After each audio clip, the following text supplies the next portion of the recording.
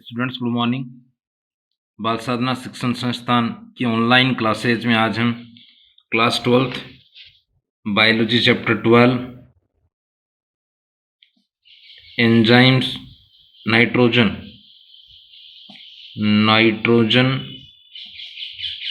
Metabolism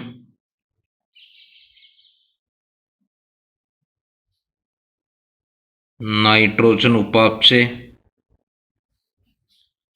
एवं nitrogen cycle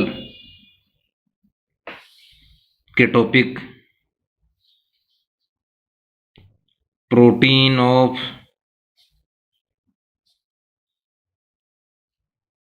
nitrogen fixation या ये बोल सकते हैं हम नाइट्रोजन फिक्सेशन में प्रोटीन का विशेष महत्व है। सो topic is protein of nitrogen fixation.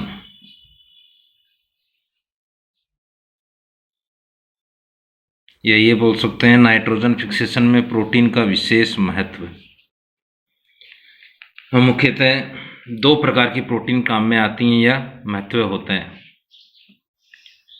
Nitrogen fixation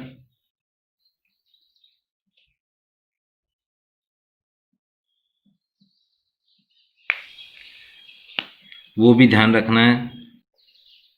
सहजीवी नाइट्रोजन फिक्सेशन में मोस्टली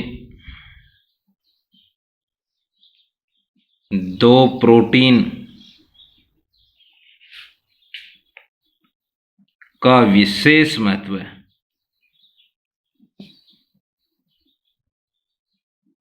या ये बोल सकते हैं नाइट्रोजन फिक्सेशन में मुख्यतः दो प्रोटीन की भूमिका है जो कि निम्न है। फर्स्ट है लेग हीमोग्लोबिन,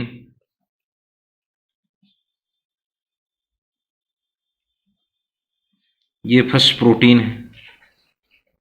इंग्लिश में बोलेंगे लेग हीमोग्लोबिन। ये तो है पिगमेंट वर्णक। लेग का अर्थ है लेग्यूम पौधों में पाया जाने वाला पिगमेंट है, उनकी नोडुल्स में उपस्थित होता है, ग्रंथिकाओं में पाया जाता है, गुल्लिकाओं में पाया जाने वाला वर्णक है, इसलिए इसको लेग्यूम वर्णक भी बोलते हैं। लेग का अर्थ है लेग्यूम पौधे। ये मानव में आरबीसी में उपस्थित हीमोग्लोबिन है, उसी प्रकार वो भी प्रोटीन है, तो ये भी एक विशेष प्रकार की प्रोटीन है। प्रीवियस ऑनलाइन क्लास में हमने क्रियाशील में व मर्त अवस्था में गुल्लिकाओं के बारे में अध्ययन किया था कि क्रियाशील अवस्था में गुल्लिकाएं किस कलर की होती हैं, पिंक कलर की होती हैं या लाल गुलाबी रंग की होती हैं, क्योंकि उसमें ये पिगमेंट पाया जाता है। तथा इन गुल्लिकाओं के डेड होने पर यानी प्लांट के ड्राई होने पर वो श्वेत या हल्के पीले रंग की हो जाती हैं। पहला तो है सक्रिय यानी एक्टिव एवं क्रियाशील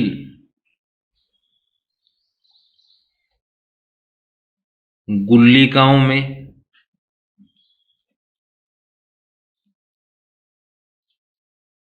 एक लाल गुलाबी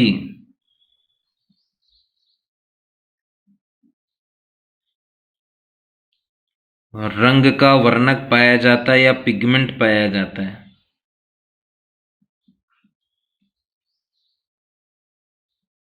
ये तो फर्स्ट कब होगा ये लाल गुलाबी? जब वो एक्टिव होंगी यानी क्रियाशील होंगी तब, यानी प्लांट लिविंग होगा, राइजोबियम द्वारा या अन्य सजीवी जीवाणु द्वारा सजीवन दर्शाया जाता है तब, जिसे लेग हीमोग्लोबिन कहते हैं। ध्यान रखना है प्रोटीन भी है लाल गुलाबी रंग का, वर्णक भी है।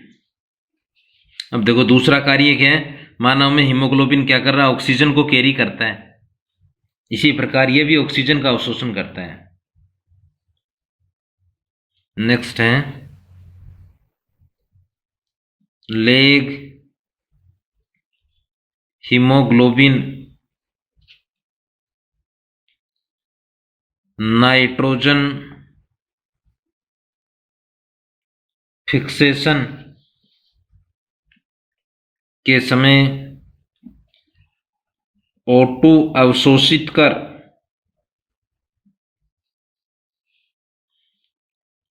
यह अवशोषित करने का कार्य करता है,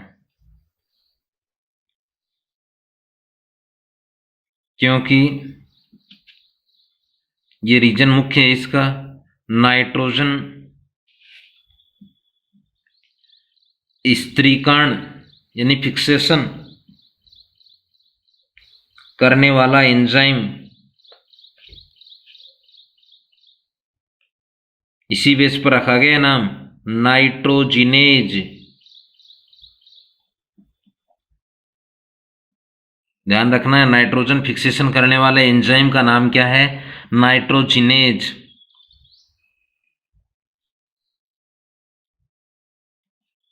ऑक्सीजन के प्रति संवेदनशील होता है,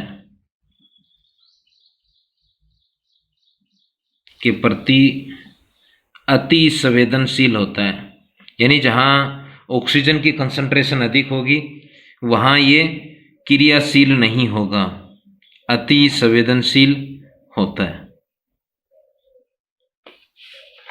तथा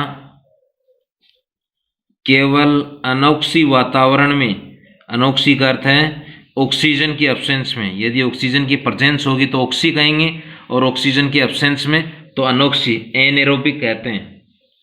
अनोक्सी वातावरण में ही सक्रिय होता है।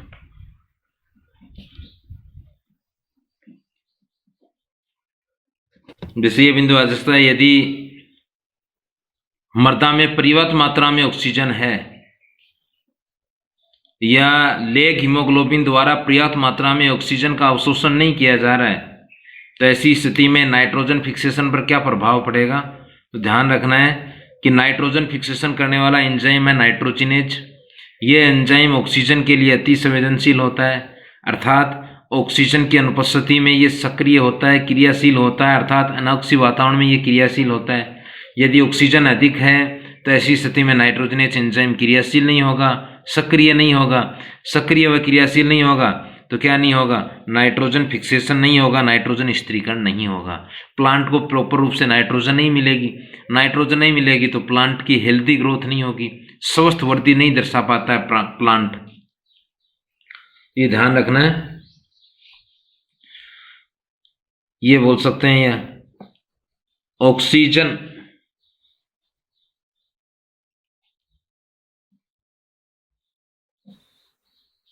की उपस्थिति में यह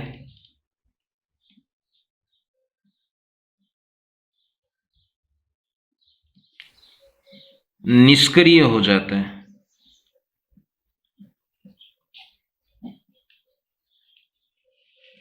सेकंड जो प्रोटीन है वो प्रोटीन है नोडुलिन प्रोटीन।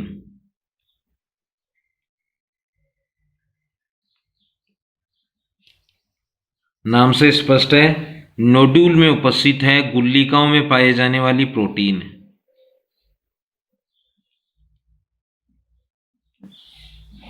ये सेकंड प्रोटीन जो नाइट्रोजन फिक्सेशन के लिए आवश्यक है। देखो once again, nodulin protein first है, नोडुलिन प्रोटीन के अनेक प्रारूप होते हैं।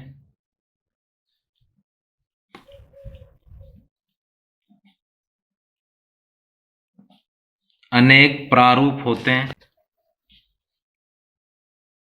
जो नोडुल्स की संरचना एवं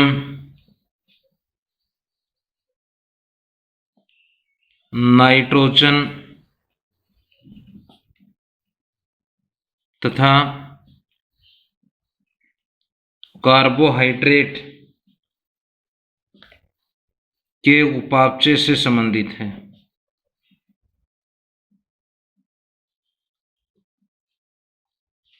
ये दो मुख्यतः इसके कार्य हैं। पहला तो है नोडुल की संरचना से संबंधित प्रोटीन कौन सी है, नोडुलिन प्रोटीन।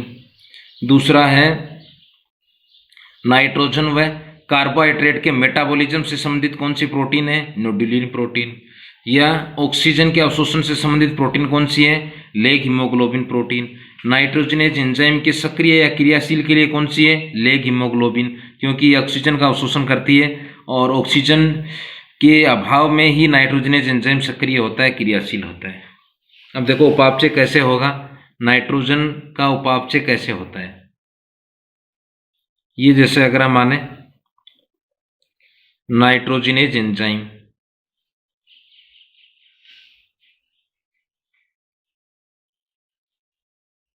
ये है नाइट्रोजिनेज एंजाइम। यदि इसका मेटाबॉलिज्म हम करेंगे तो यहां नाइट्रोजन बाइंड होगी इसके साथ में।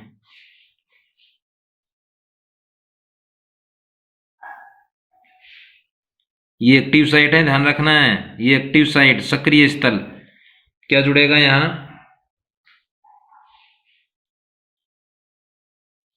नाइट्रोजन। नेक्स्ट जो प्रोसेस होगा वो है रिडक्शन। अब अपचयन आप जानते हो, हाइड्रोजन का जुड़ना या प्रोटॉन बोल सकते हो आप। तो ऐसी स्थिति में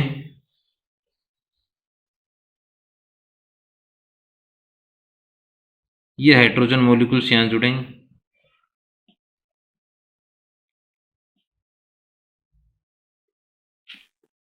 पुनः रिडक्शन होगा, यानी पुनः अपचयन होगा।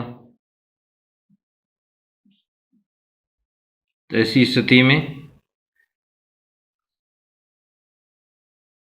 ये नाइट्रोजन पहले, ये हाइड्रोजन जुड़ा था पहले वाले अपचयन में, ये पहले वाले सेकंड अपचयन में ये और जुड़ जाते हैं। अगेन रिडक्शन होगा, अपचयन प्रक्रिया होगी। तो ऐसी स्थिति में ये एक्टिव साइट में प्रारंभ में नाइट्रोजन, यहां दो हाइड्रोजन एक बार और जुड़ जाएंगे, 3 यहां भी इससे भी यही स्थिति आएगी।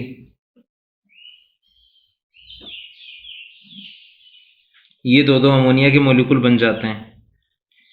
नेक्स्ट है अब प्रोडक्ट बनेंगे मेटाबॉलिज्म के फलस्वरूप। ये मेटाबॉलिक प्रोसेस है। इस मेटाबॉलिक प्रोडक्ट जो बनेंगे उसमें अमोनिया के मॉलिक्यूल बनेंगे दो, एक ही मॉलिक्यूल, ये दूसरा मॉलिक्यूल, साथ में एंजाइम मुक्त हो जाता है। जिस रूप में मेटाबॉलिक एक्टिविटी में पार्टिसिपेट किया था उसी रूप में वापस मुक्त हो जाता है।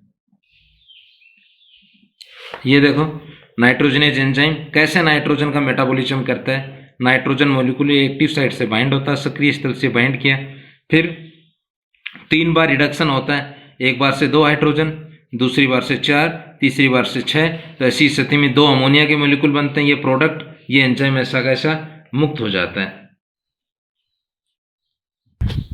इसके बारे में आ जा सकता है कि इसकी भूमिका क्या है।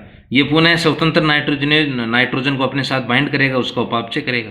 डेड नहीं होता है, इनएक्टिव नहीं होता है। अगर फेवरेबल कंडीशन मिल रही है तो ऐसी स्थिति में यह मुक्त नाइट्रोजनेज एंजाइम पुनः स्वतंत्र नाइट्रोजन का फिक्सेशन करता है, यानी उसका उपापचय कर रहा है। यह उपापचय प्रक्रिया दोबारा यही प्रक्रिया दोहराता रहता है निरंतर। देखो नेक्स्ट है mechanism of symbiotic nitrogen fixation.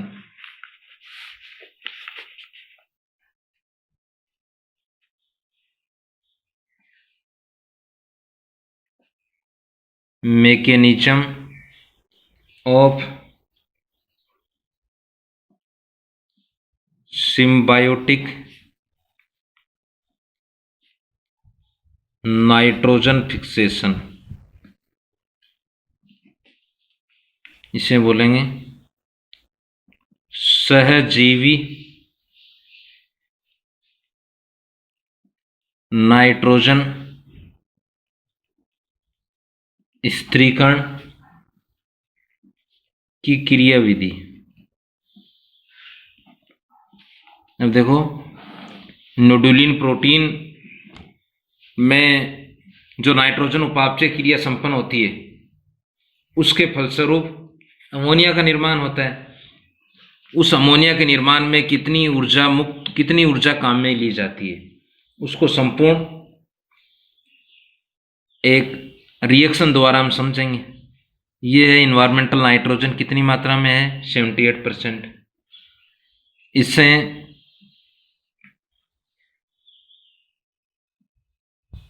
8 proton,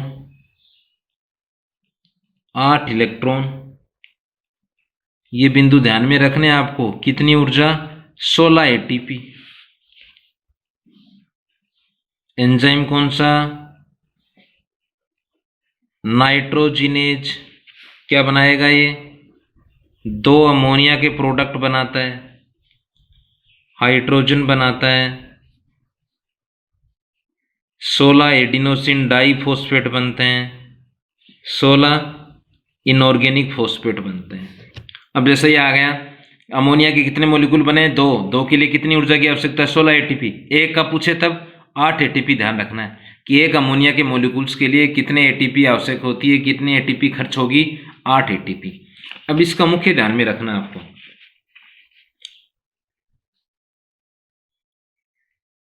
nitrogenase के घटक ध्यान रखना है। नाइट्रोजिनेज एंजाइम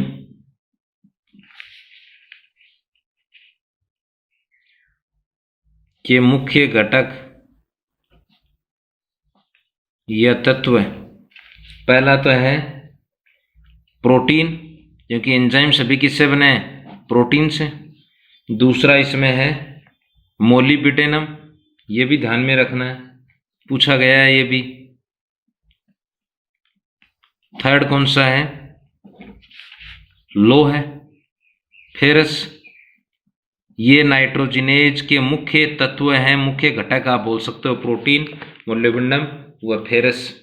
सेकंड है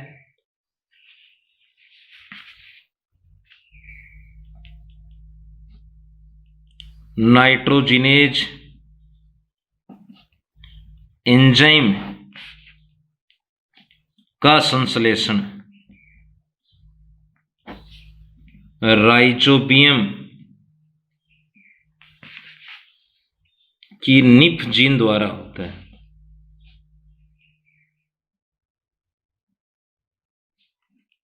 निफ जीन, ये ध्यान रखना आपको, निफ जीन द्वारा होता है। अब देखो कैसा है, एक छोटे से आरेख में इसको समझ लेते हैं हम। इस लेवल का नहीं है बिंदु, ये डीएनए, डीएनए से क्या बनता है, एमआरएनए, एमआरएनए से क्या बनता है, प्रोटीन। परंतु डीएनए पहले क्या कर लेता है, रेप्लिकेशन कर लेता है, यानी एक सेम ऐसी जेरोक्स बनाता है। इसे हिंदी में लिख देता हूँ मैं, अनुलेखन कहते हैं, ट्रांसक्रिप्शन, इसे अनुवादन कहते हैं। ठीक है, डीएनए, जीन भी क्या है, डीएनए का खंड है, तो यहां आप जीन ले लेना।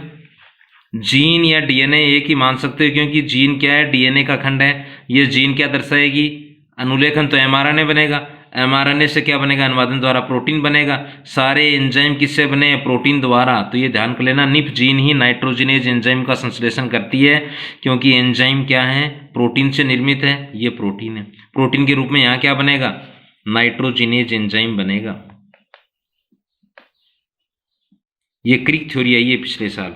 यहाँ ये ध्यान कर लेना आप, इसका अर्थ क्या है, इस दोनों को तो लिए गए इससे, नाइट्रोजन से Na लिया गया, F लिया गया यहाँ से फिक्सेशन, इसलिए निफ जीन। तो ध्यान रख लेना, नाइट्रोजनेज एंजाइम का संश्लेषण राइजोबियम की निफ जीन द्वारा होता है, क्योंकि जीन हमेशा अपनी अभिव्यक्ति देती है, तो अभिव्यक्ति देने पर प्रोटीन का निर्माण होता है। प्रोटीन के रूप में यहाँ एंजाइम है, क्योंकि सारे एंजाइम किससे बने, प्रोटीन से ही बने।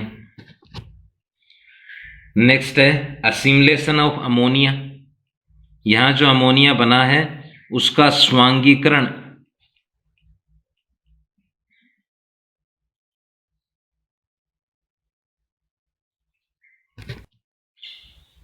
ध्यान रखना है। अमोनिया आगे उत्सर्जन तंत्र में भी हम पढ़ेंगे, मानव के संदर्भ में, ये प्लांट के संदर्भ में, चाहे प्लांट हो चाहे एनिमल हो, अमोनिया विषाक्त होती है। अतः इसके विषाक्ति प्रभाव होते हैं, प्लांट पर भी होते हैं और एनिमल में भी होते हैं। ऐसी स्थिति में इसे अन्य कार्बनिक अम्लों के साथ संयुक्त करके कोई एमिनोमल बना दिया जाता है। तो ये ध्यान रख लेना, अमोनिया का स्वांगीकरण का अर्थ है अमोनिया जो बनी है ये अमोनिया विषाक्त होती है। विषाक्त होने पर ऐसी स्थिति में इसके अविषैला बनाने के लिए इसे कार्बनिक अम्लों के साथ संयुक्त कर कोई एमिनोमल बनाया जाता है इससे। तो ये दो विधियों द्वारा होती है, 2 मेथड हैं इसके।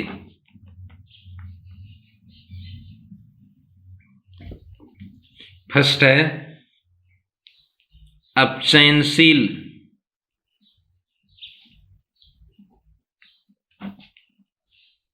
एमिनीकरण, रिड्यूसिंग एमिनेशन बोलते हैं इसे।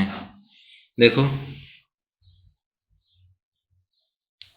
ये अमोनियम आयन, अमोनिया भी ले सकते हो आप, इसके साथ बाइंड होती है अल्फा कीटो ग्लूटेरिक एसिड।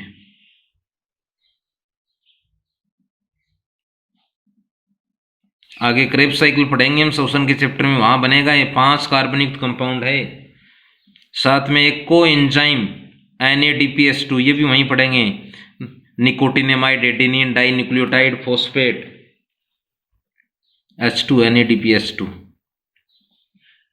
ये बनेगा। एक एंजाइम है ग्लूटीमेट